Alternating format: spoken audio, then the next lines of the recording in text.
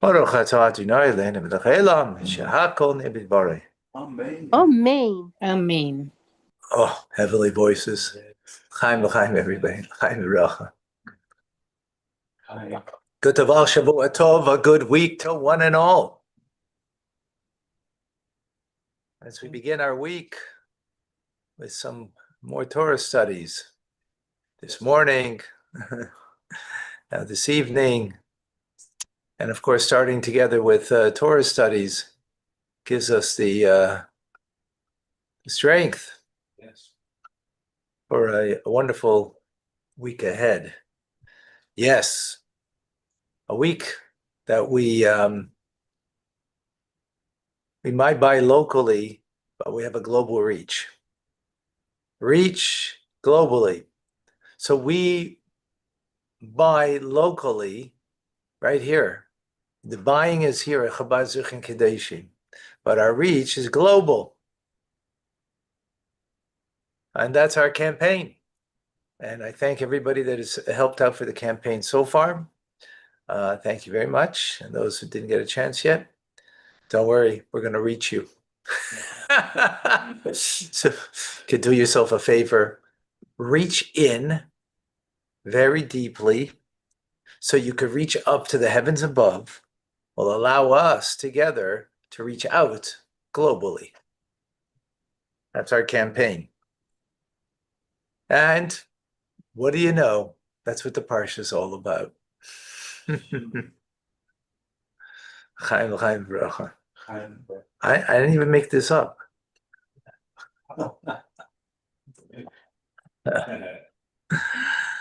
So we continue with the first two Jews, Avram and Sarah.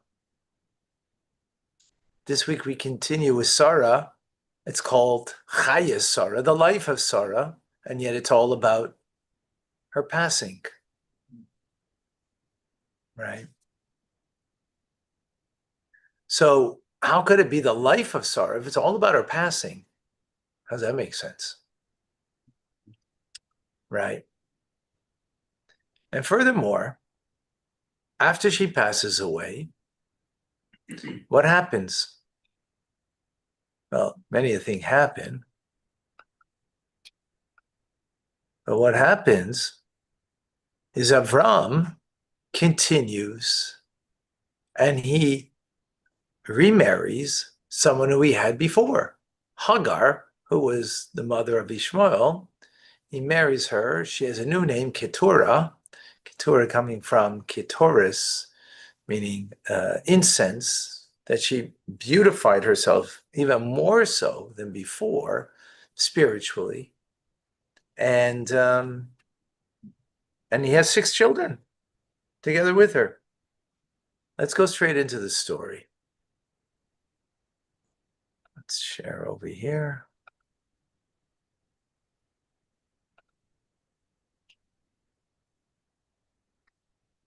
All right, perfect. So after the passing of Sarah, Avram is at 137, marries Keturah, and has 6 more children. And the verse says, and Avram took another wife. Actually, it's interesting. It doesn't really say it's Yosef. Yosef means he added, right? He added upon his what was before, meaning Hagar, that now she added in her beautifying herself spiritually. He took another wife, and her name is Keturah, and she bore him Zimran, Yakshan, Medan, Midjan, Yishbak, and Shuach. Okay. You know anybody by those names? No. No. Right. And then what happens thereafter? A couple of verses later, he sends them away. Oops. But this verse doesn't mention Hagar. It says her name is Keturah. Rashi explains Keturah is Hagar.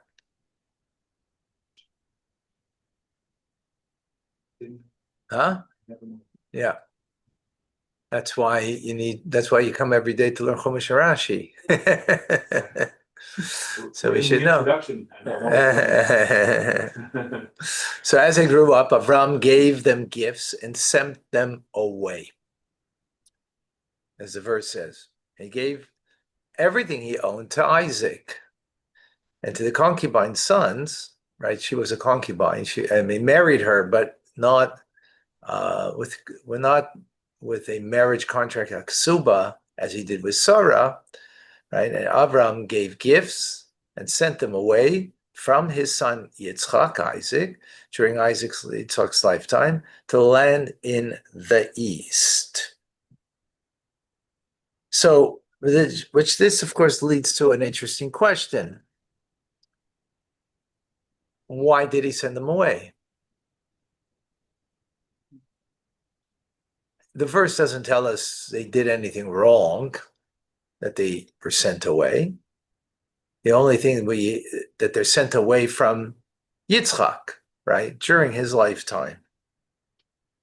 What does that mean?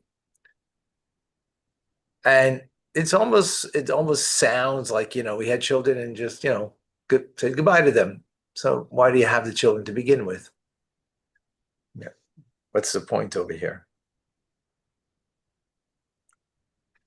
And since the verse is kind of emphasizing that he gave everything to Yitzchak, to Isaac, and they were sent away from his son Yitzchak, Isaac, like that makes it an even stronger question. Why does he have them? To what? What's the point? Right?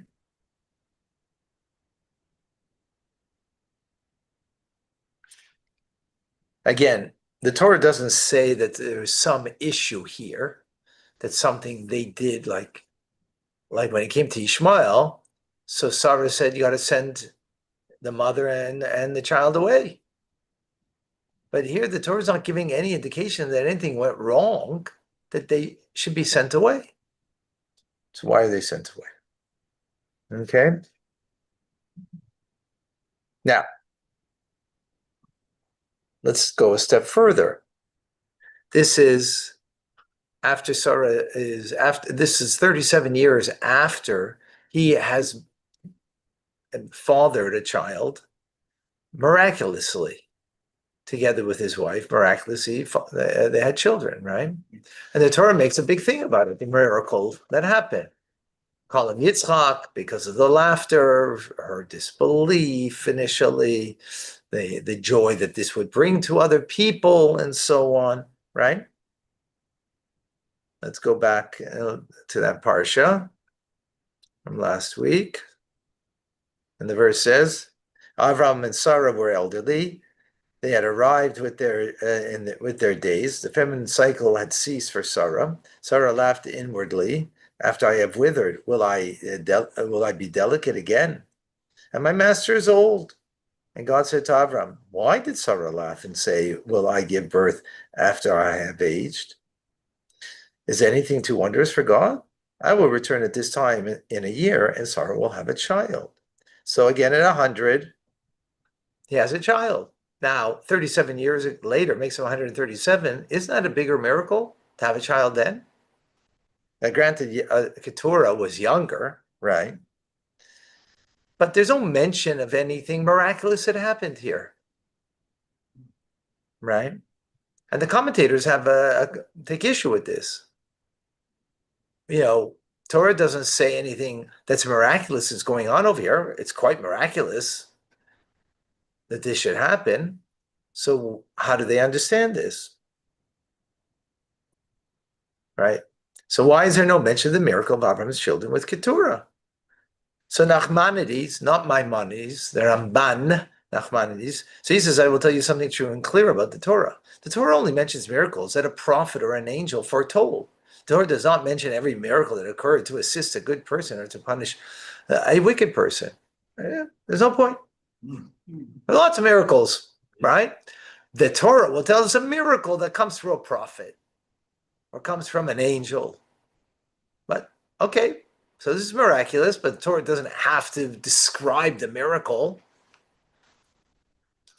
That's Nachmanides' take, right?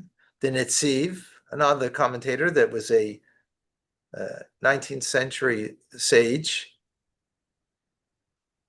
he says Abraham was much older than he was at Yitzchak's birth. Nevertheless, this is not considered a miracle. Once the door was open for Yitzchak's birth, Isaac's birth, and his body became capable of procreation despite his advanced age, it remained that way for the rest of his life. In other words, yes, it was a miracle the first time, but he became then miraculous thereafter. Right? The miracle is the first time. Why is that the first time, the miracle? Because that's what a miracle is, something out of the ordinary. Now this state of being became, a miraculous state of being became his ordinary, if you will. Okay.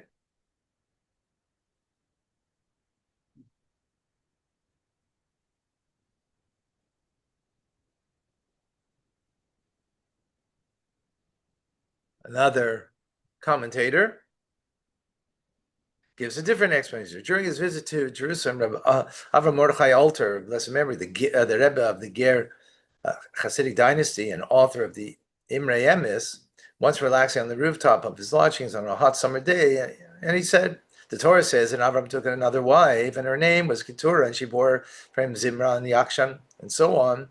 Before the birth of our patriarch Isaac, of blessed memory, his parents, Avram and Sarah, underwent all kinds of difficulties, burdens, and suffering. Right? It was a big challenge. However, Avram married Keturah easily, no obstacles after Sarah's passing. And who was born? Zimram and Yakshan. This teaches us that marrying a child like Yitzchak, Isaac, doesn't come easily. In other words, as we say in the Hebrew vernacular, tsar gidul banim, the pain of raising children. The better the children come out, the greater the pain you invest.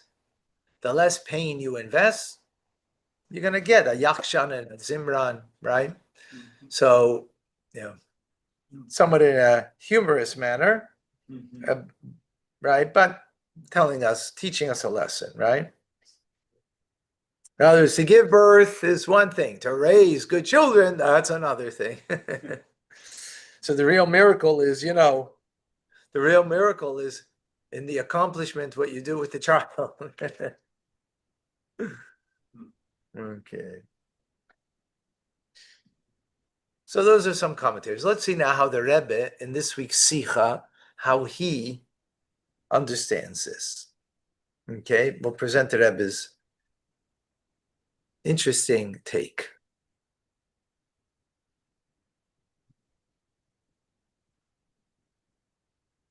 Those are the three answers. Isaac's birth was a watershed event for all humanity. It was a global miracle that sparked personal miracles in many people's lives.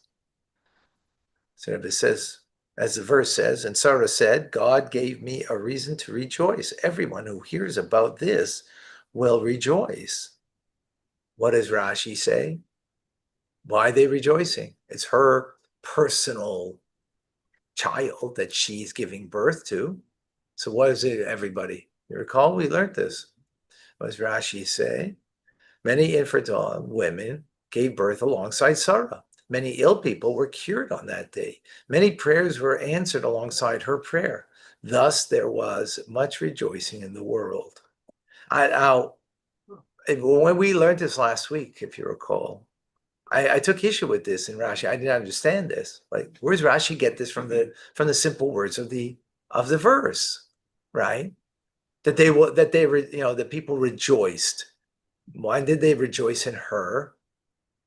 Why is it that they rejoice? Because they themselves got answered. They themselves got something out of what happened to her.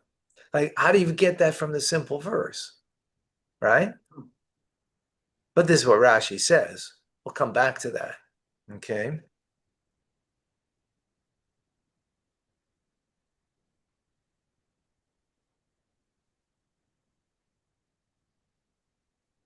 But what we see here very clearly is what? What happened to her is not a private affair. Right?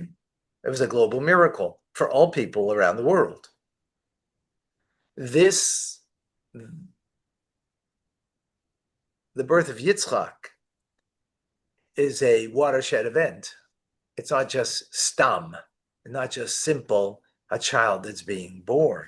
It actually changed the destiny of all of humanity. And one of the ways that it's expressed is by the fact that miracles happen to other people through her because of her.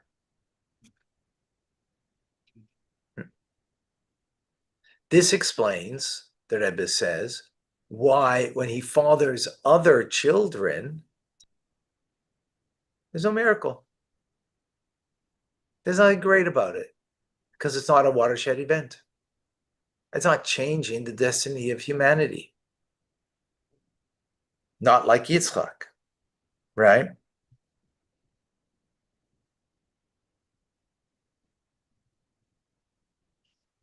But that itself now we need to understand. Okay, come on. In the end, it's your kid. Right? Nevertheless. And yet we're saying that this is like a watershed event. Kid didn't even do anything. Right? You don't know how this kid's going to turn out. And yet that's not what this is, what's happening. It's not a public affair. It's a public event. So much so that people were affected by it. Women who were infertile gave birth. Those who were sick became healed. Okay. Why? What's the point? Right?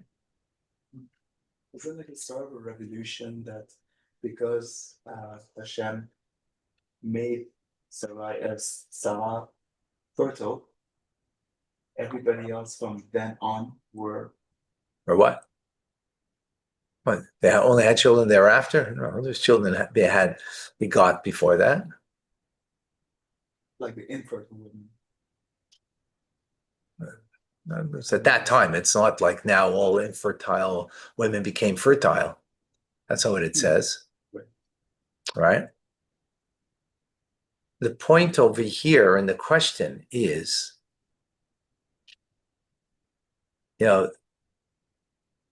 speak about Avram Lech Lecha. He left and now he's, goes out of his home, out of his place of upbringing, his country and his father's home. And he's got a mission. Okay, now we get it. It's a big thing, right? Every time a child being born, right? What's the big event that's happening over here that such miracles happen? And not just miracles. Again, the miracles that we're talking about is not just private miracles. It now becomes a public event. Why? To what end? What is the point that it's a public event that miracles happen for others, right? And as opposed to, no, this was just their life and this is their child. And yes, okay, their child will become the progenitor of the Jewish people, right? But talking about in the birth of the child, that now that this is having the effect on others in a miraculous way, we need to understand that. Okay? So much so that the other children are not miraculous,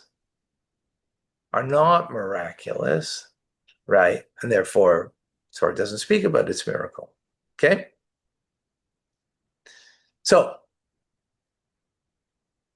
let's understand, why was Yitzchak's birth not a private affair, right? Usually, when someone is born and you're making a bris or you're making a celebration, you invite family and friends. But this was beyond that, right? It was not just a family simcha. This is the birth of Judaism. That's what's happening here. Avraham and Yitzchak are the first Jews, but they're not the first Jews to be born as Jews. Yitzchak is. So this is the birth of Judaism, right? And what is the birth of Judaism? What is Judaism? So Judaism, you could look at it very simply as something for Jews, which, of course, 613 commandments of the Torah, that is for the Jewish people. and so on. Absolutely correct. Yet at the same time, it's also got a message for all of humanity and reshapes the entire destiny of the world. So Yitzchak's birth marks a global shift. Therefore, it had to be felt by everybody. And because these were non-Jewish women that became Right. fertile. Exactly. And the ill people. Exactly. And we have a similar context to appreciate this, and that is also something that was a very personal, private event that was between God and the Jewish people, Mount Sinai. All the Jewish people were there, soul and a body, and those who were not yet of soul and a body, all souls were there. Even converts were there at Mount Sinai. They were all there. So on one hand, there was a personal event between God and the Jewish people, but it also became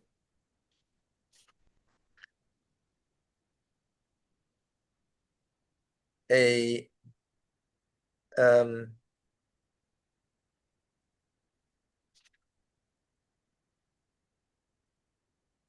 an event for all of humanity. Let's see. The Talmud says the following.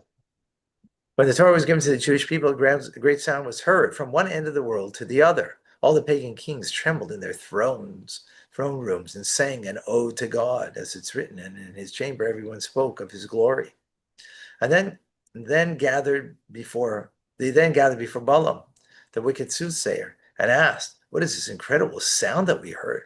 Is the world being visited by a flood?" He replied, "It is written, God sat enthroned at the flood. God sat as king forever. God swore that he would never bring another flood to the world." They replied, "He might not bring a flood to the world, but he might deluge the world with fire. As it's written, behold, God will contend with his adversaries with fire." Balaam replied, "God promised he would never destroy the world again. What then is the terrible sound that we all heard?" He replied, "God kept a hidden delight in his treasure room for 974 generations before the world was created, and now seeks to give it to his children, as it's written, God will give strength to his nation." They immediately replied, "God will bless his nation with peace." So look at this. Here it is. God's giving the Torah to the Jewish people, but it's not a private affair. Kings of the world, nations of the world are aware of what's going on. Why? Because the birth of Judaism is not just the birth of Jewish people and Judaism. The birth of Judaism means that it is to transform, the Jews are to transform the entire world, meaning that they are connected to the nations of the world, to non-Jews of the world, in order to transform the world, to make a world of good. That's why the people felt it.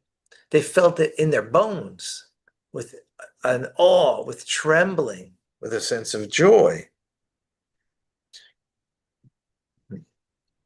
That why? In order that at that moment, at least in that brief moment, they were transformed. It didn't stay, right? It didn't have a lasting effect, right? That's our job now, to make that lasting effect. But they were all shook up. But they were all shook up. Exactly. Well, to such a degree, if you see, there's very little paganism left in the world, right? Foundation of the world has shifted dramatically. In other words, what happened on Mount Sinai, it wasn't just a message for the Jewish people, but it's for the entire humanity. It goes even a step further.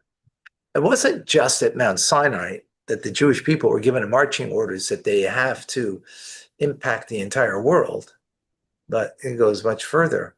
The Talmud says that in the 6 days of creation, it says, V'yeravi boiker yom shishi, hashishi. And it was evening of his morning, the 6th day. This is creation. Why is the 6th day preceded with the definitive article, whereas the other 5 days appear without a definitive article? It says Yom Chamishi. Here it says Yom Hashishi with a hey in front of it, makes it like the definitive article, like the special one. So the sixth. What's the sixth? This teaches God made a covenant with the works of creation and said to them, if the Jews accept the Torah on the sixth day of Sivan, the sixth of Sivan, when we stood at the Mount Sinai, you will exist. If not, I will return you to a primordial state of chaos and disorder. Listen to this. Not only does God give the marching orders to the Jewish people in the year 2448 that we have that the Torah and the teachings of the Torah have to be not just for the Jewish people, but that we have to bring that light to the nations of the world. But he made a condition with creation that the Jewish people, they have to accept this. Otherwise, there's no point in creation. He created the world for the Torah and for the Jewish people that they should disseminate the teachings to the entire world. And if they don't, then the world gets returned to its original state. Ooh.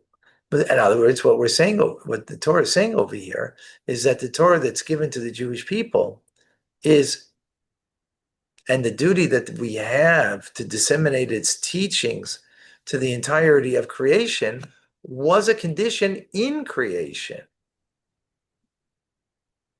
God saying to creation, you will not exist, sun, moon, stars, this cup, anything else in creation won't exist. God will revert it if the Jewish people don't accept their mandates of not just personally observing Torah mitzvahs, but that has to be something that they bring to the entirety of creation, to all peoples. Now, for the Jewish people, of course, 613 commandments, and for non-Jews, it's 7 Noahide laws. Right? Is that clear? Yes. Now, when we look at about the observance of 7 Noahide laws, so we see something very interesting in the teachings of the Rambam. Right? The Noahide code is a set of laws for all of humanity meant to be accepted not just as universal morals, but as commandments from God given through the Torah. Look at Maimonides, Rambam. Those who accept the 7 commandments and are scrupulous about their observance are among the righteous Gentiles of the world, and they have a portion of the world to come. However, this is only if they accept and fulfill them because God commanded them so in the Torah and informed us through our teacher Moses, that the descendants of Noah were previously commanded to keep. Wow. In other words, if you do it because it makes sense to you, you do it because out of fear that God's going to maybe punish you if you don't, but you don't do it because this is what the Torah says that God, that Moses gave in the Torah teachings. You don't do that. So it's good that you fulfill those commandments, but you're not of the righteous of the non-Jews. You're not fulfilling it appropriately, right? But why? Why is that important that they have to fulfill the mitzvahs, the 7 Noahide laws, based on the fact of the Torah teachings? That the Torah teaches this. In other words, not to murder, not to incestuous relations, not to steal, all these things. And if you did it because you feel it's the right thing to do, that you shouldn't do these things, and you don't do it because it's Moses' law of the Torah, well, why is that so important? So the Rebbe explains in this week's Sicha, all right,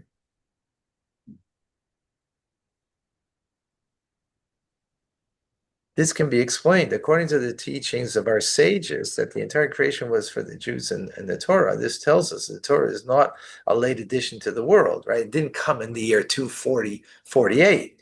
Rather, it is tied to the very existence of the universe. After the birth of the Jewish nation and giving the Torah, it is impossible that God would communicate to the world independently from Torah and the Jews. Therefore, the observance of Noahide code must be channeled through the Torah and the Jews. So, in other words, the connection that the world has and people have of the world to God has to come from what God gave to the Jewish people, as it was the Torah they gave to the Jewish people. That's their connecting point to God, right? Just as a Jew cannot connect to God except through Torah mitzvahs, can't connect to God, by feeling, you know,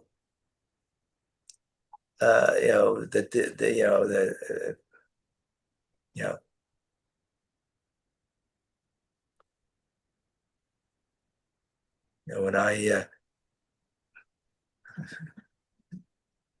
once a woman was expressing that when she goes and she performs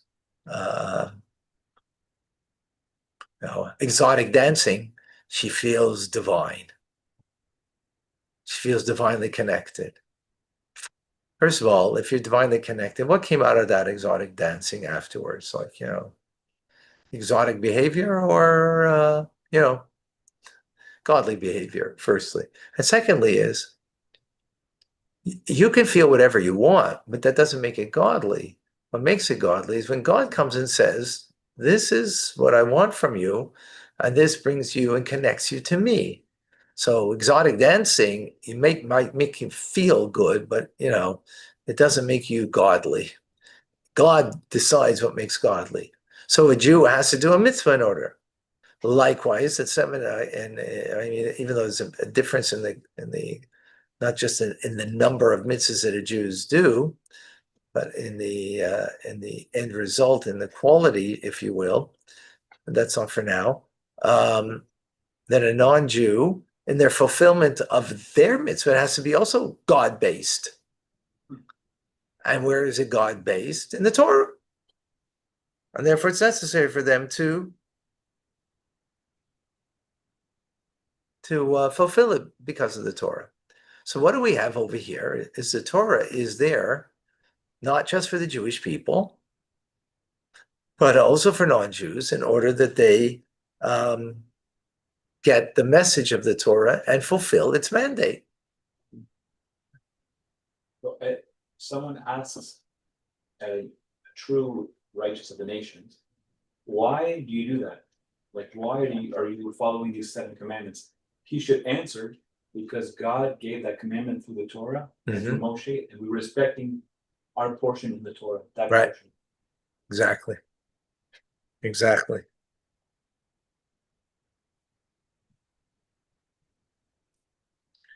Now,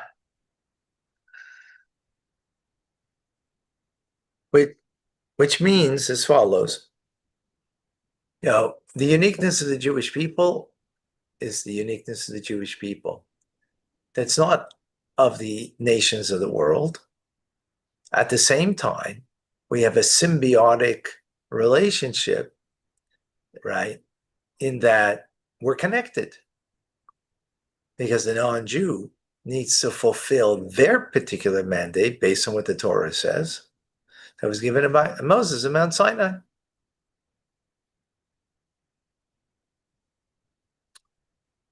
So we are then,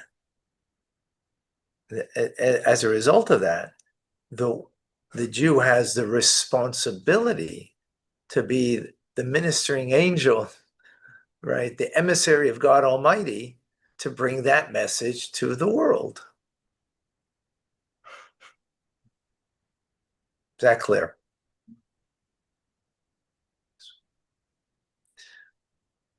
Okay. I mean, we know this concept. Now we know it a little more deeply, right?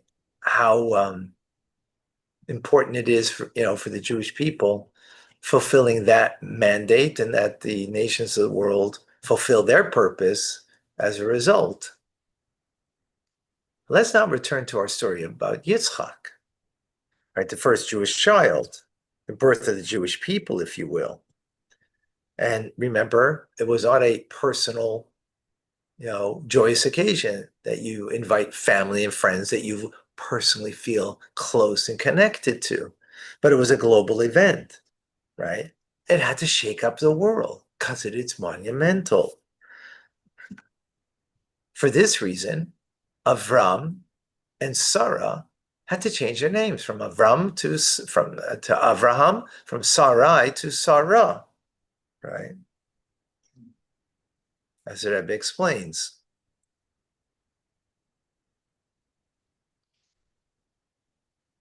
Before Isaac's birth, Yitzchak, his parents, had to change their names to reflect their new roles. Avram became the father of the multitudes, and Sarah, princess of all people, to all people. Before the birth of the Jewish people in the person of Yitzchak, Isaac, the first Jew, it had to be clear that the Jews are the primary purpose of creation, and through them it'll be fulfilled that every person here on earth will fulfill their destiny, right? This is why everybody was invited to the party, right? Even those that were opponents to Avram were also there. Even those who were naysayers, who were non-believers, they were also there. Why? Because of now is the birth of Judaism. The influence of Jewish teachings has to come to the non-believer, to the apostate, to the adversary, just the same.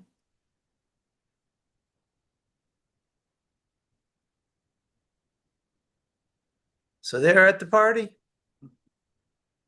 Including the Arab rabbi, I assume. It's before Erev Rav. So everyone's invited to celebrate the birth of Yitzchak, even those who were the greatest mockers and detractors.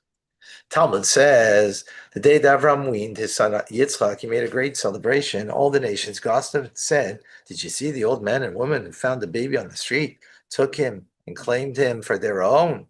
Not only that, but they also threw a great party to affirm their claim. Our patriarch Abraham went and invited all the generations leaders, and our matriarch Sarah invited their wives. Each of these women brought their baby along, but did not bring their wet nurse. A miracle occurred. Sarah's breast opened like two well springs, and she nursed all the babies. So to prove that Sarah had given birth, right, it wasn't sufficient that she would nurse Yitzchak in front of everyone, right? What would be the point in that? The point was to have everybody who was participant in celebrating there, that all of them would drink from her. Why? You make a party that everybody needs to nurse from? Like what's going on over here? And especially hateful people, detractors, mockers of you. Like, what kind of stunt is this? You're going to nurse. And just nurse your own kid, and everybody sees you're nursing your own kid. He was crying. Now you nursed him. He's fed. He's happy. Good enough. This is not a miraculous stunt. This is the whole point. The whole point is they have to drink Jewish milk. The entire world has to drink Sarah's milk. Has to be Jewish milk that the world is nurtured on. That's what it has to be. It's not a miracle. This is part of the destiny. This is not an additional miracle to the birth of Yitzchak. This was a continuation of the result of the miracle of Yitzchak's birth. The miracle of his birth was never intended to be Avram and Sarah's private affair. It was designated from the beginning as a global affair. For Yitzchak to be born, God changed his parents' names and made Avram the father, and Sarah, the princes of the entire world. As a result, when the miracle occurred, it automatically impacted the whole world and everyone in it. The entire order of nature changed for all nations. So therefore, she has to feed them all because they have to be fed Jewish milk from a Jew. It has to come from the Jew. It has to come from Torah. And who's the teacher of Torah? Can only be a Jew. Because Judaism's message is meant to touch every corner of the world, and specifically the places that are resistant, to transform it. And the Jew is that ambassador. He's the one who's giving the food for thought, the food for the soul, the food that will be ingested and change a person for good. That's the role of the Jew. Spiritual nurse and nurturer to all people. Is that clear? Powerful, unbelievable. A whole different way to look at this whole story. Clear? One of your last sentences, I didn't understand. Did you say especially the places that are resistant? Especially. The more dark it is, the more klipa shell there is, the more we have to bring the light there.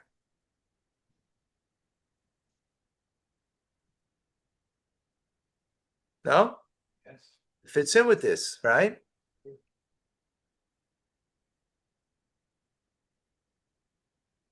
Any questions so far? Did it include the adults? What does that mean? I don't understand the question. Who's asking the question? Did it include the adults? Meaning what? Did they have to be nursed also? No. The nursing is just is a emblematic, is a symbol of what the point is. No, no. Okay.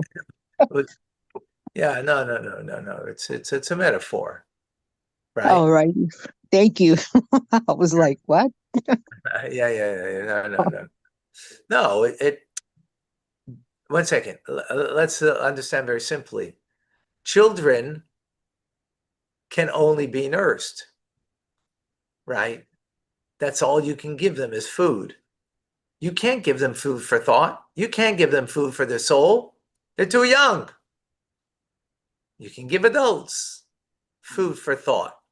So they didn't need literal nursing. They need figurative nursing. Right? Okie doke. It's clear now. All right. Wonderful. Thank All you. right. You're welcome. Okay.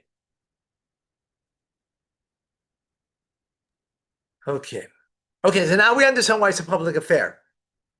But what we don't have an answer for is, okay, so what's with the other marrying Keturah and having 6 other kids and seemingly he's not so interested in them? What's the point there? I mean, you have kids and you send them away. I know here in Montreal, this goes back. This must go back at least 60 years ago, if not more. A story of a family here that their oldest boy was kind of like, acting out. Teenage boy from a Chabad family, and they didn't know what to do because he's not having a good influence on the other kids. So they asked the Rebbe, maybe we should send him away to a yeshiva, So so the Rebbe said, no, send the other kids away and keep him home. It's interesting. Sending him away, he's going to feel, he was kicked away. He was sent away. Send away the other kids. They'll be okay. Interesting. A very different way to look at things, right?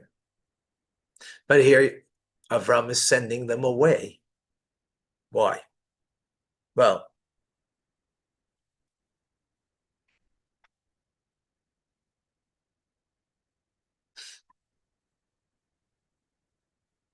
based on everything we just learned, we can understand. Avram is the first Jew. His wife passed away and brought the other Jew into the world that gave birth to, right? And that's the first and primary and most important thing, is now there is the continuation of the Jewish people. But then there is the ultimate purpose of what we need to fulfill. And that is, and especially at that time, when you think about it, who else was Jewish besides their son? No one, right? So he has to father, through Keturah, non-Jewish. They're not Jewish. Which, by the way, doesn't give today anybody, that they can have, Jewish children and non-Jewish, two wives, and it doesn't work that way today. But this is before the giving of the Torah. He has to father non-Jewish children. Why? Because he has to be the direct link towards them. He is a direct link to the continuation of the Jewish people through his son Yitzchak from Sarah, but after she passes, and that she should not deal with, as a Jewish mother, dealing with the pain of, anyone else that would be, perhaps a negative influence. So after she passes, he has to be the direct link to the rest of humanity. So he is physically that direct link by fathering children that become ultimately nations in the world that ultimately will be influenced from his son Yitzchak. So he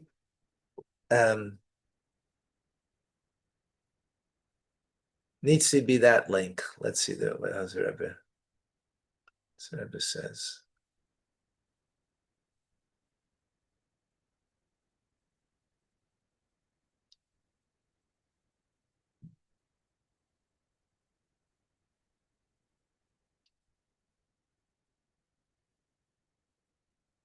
Whoops. Whoop. What's going on here? Text 9. The wonder and kindness God showed Avram when he fathered Isaac resulted in Avram having 6 more sons with Keturah.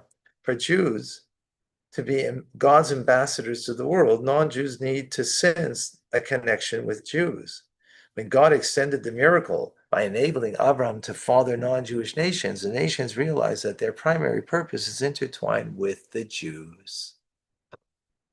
How powerful is that? And the first Jew already is developing the prototype of what the future is. That all non-Jews recognize that they're intertwined with the fate of the Jewish people, and not just the fate of the Jewish people, but with the guidance of the Jewish people, that through them, the Jewish people being a light unto the nations and inspiring the nations to follow the ways of Hashem based on the Noahide laws that are in the Torah. So God had to make a miracle for him to have Yitzchak, right? Because that miracle is now giving emphasis to a shift in all of creation. Now is the birth of Judaism, with the birth of the first Jew. And what is Judaism? Is that the light of God has to touch every nook and cranny of this world. That God's presence has to be in everybody's life. That we have to be ambassadors, ner lahoyer, lights to illuminate, lamplighters to illuminate a dark world. The darkest it gets, there the light has to reach. So now that's the miracle of Yitzchak. That's the miracle of the Jewish people and what our purpose is over here in this world. After that happens, it continues. The miracle of Avram continues, but it doesn't. It's not a miracle in Yitzchak. I mean, in his 6 children. It's the miracle of him, of the Jew, who's being that light to the nations of the world. Therefore, he fathers some of the nations of the world, because those nations, through them and all nations, have to have a direct link, that they're intertwined, that they're connected to the Jewish people and the teachings of the Torah, because through them they fulfill their purpose. So he has to father them, because after all, his name is Avraham Avamoin Goyim, that he's a father of a multitude of nations, and these are the nations that he's a father directly, but indirectly he's a father to all nations of the world, because Avram, the first Jew, is that light onto all nations of the world, to all people of the world. In the end, those children, they're not Jewish. And they're sent away without any fanfare. They're not sent away because they're bad. Right? They're sent away because they have to now make their nation, their people, right, established around the entire globe, in order that the light of Torah and mitzvahs that the Jew, the ambassador, brings to the entire globe should be illuminating every single soul of this world. Right? And that the non-Jewish people have to recognize that they are intertwined, just as he had those children, right, and sent them away to the further corners to the east, which was like far away back in the day, right? That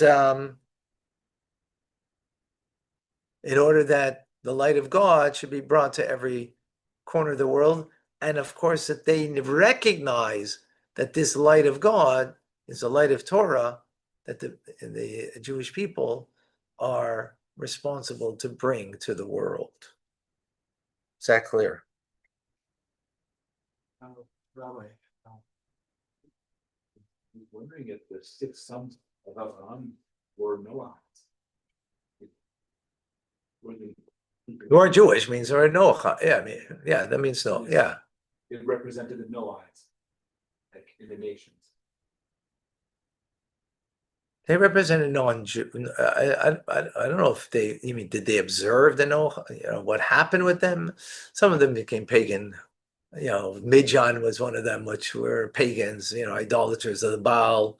Right? They became so a couple. 1 second.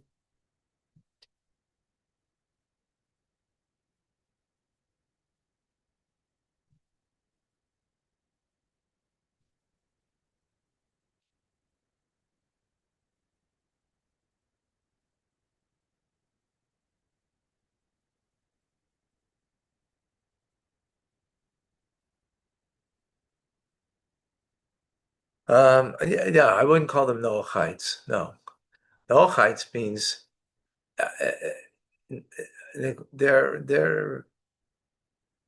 they were fathers of nations that were not necessarily Noahide followers, right? That's not the. I don't think that's the point.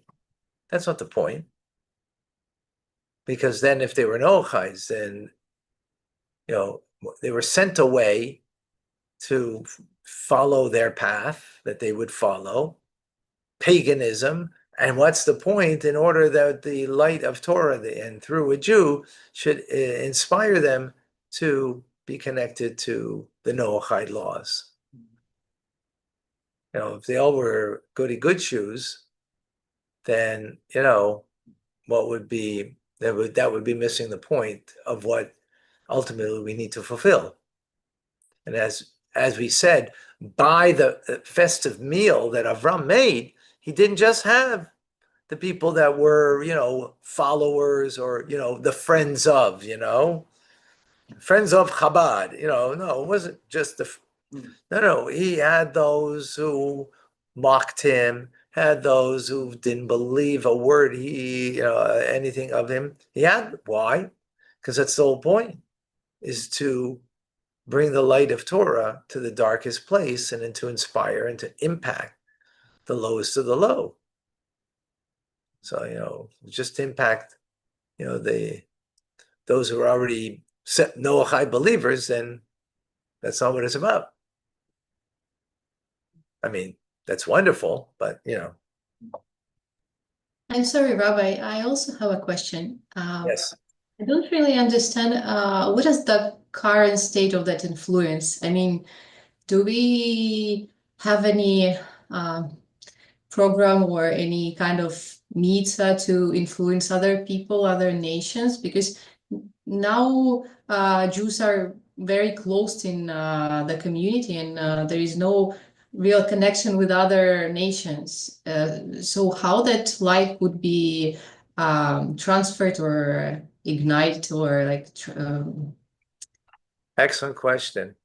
So for the last 2,000 years plus, Jewish people have not had the capability, the opportunity to inspire non-Jews. We were kicked out of 100 countries in the last 2,000 years. We've been persecuted, pogroms, all different horrible different things that have happened to the Jewish people. So we've not been in a position to be inspirational. As a matter of fact, if we tried to, we probably be off with their heads, right? It's only in the last while, the last 50 years. It's only in the Rebbe's generation. You don't have other great leaders speaking about Sheva mitzvahs b'nei Noach, the 7 Noachide laws, except the Rebbe. And even amongst modern day leaders, most do not speak about it. There's enough troubles amongst the Jewish people that, what do we need to look further? But the Rebbe, Chabad, a different perspective. As the Rebbe, as Avram Avinu was the father of all nations, the Rebbe is the leader of the entire Jewish people. And through that, by the way, he becomes ipso facto the leader of the spiritual leader of the entire world, whether people recognize it or not. Right? Because the Jewish people are the leaders of right? I shouldn't say the spiritual world. You have spiritualists, but that's not, they are the leaders of godliness, of bringing spiritual could be, you just get your spiritual high, you're that, exotic dancer and you feel very spiritual. But it's got nothing to do with God. It's got nothing to do with godliness. It's got nothing to do with holiness, right? So we shouldn't mix the two things up. So the Rebbe is the father of all holiness. And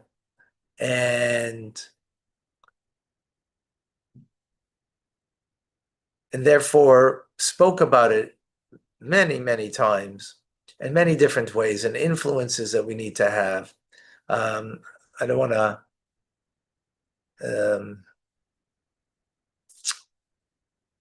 get into the details now, maybe another time, of the many things that the Rebbe did, whether it was a moment of silence to institute it into schools.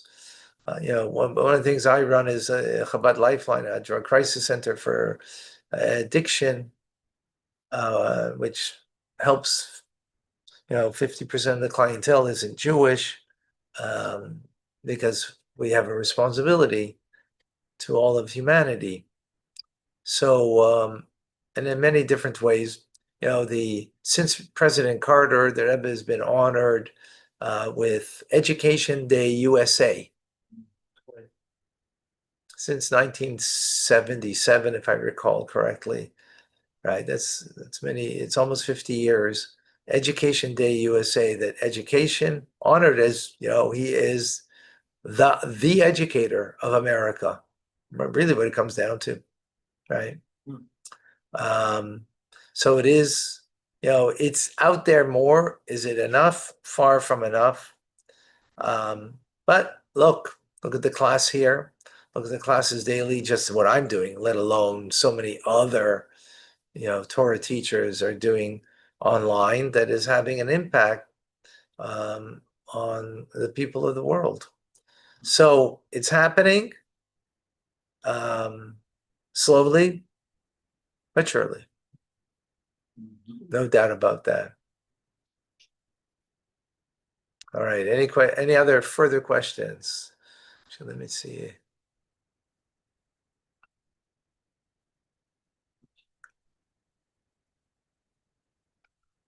How can someone be a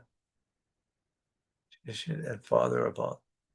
A Patrician? what's patrician? I don't know what. Patriarch and a father of all. Was there Jews besides Abraham and Sarah and Israel when Isaac was born? No.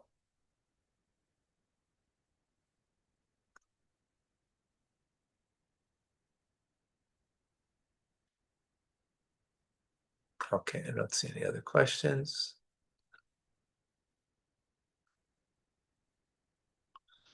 All right.